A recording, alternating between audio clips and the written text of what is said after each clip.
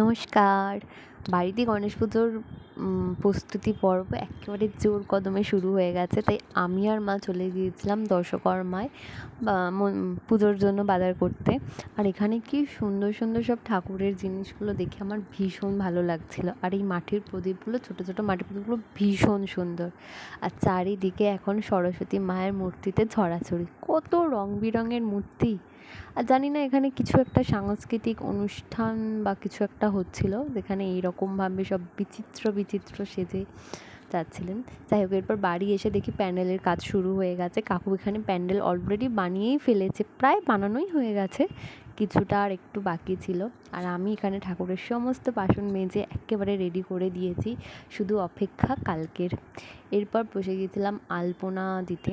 আলপনা দিতে আমার ভীষণ ভালো লাগে, কিন্তু আমি অতটা ভালো দিতে পারি না, সবসময় চেষ্টা করি একটু ভালো দেওয়ার। যাই হোক, এখানে আমি আলপনা দিচ্ছিলাম। এরপর কাকু এসে গিয়েছিলেন পূজা, মানে আমাদের পূজার জন্য আর কি। আগের দিনকেই ঠাকুর বসিয়ে দেওয়া হয়েছিল আমাদের মন্দিরে।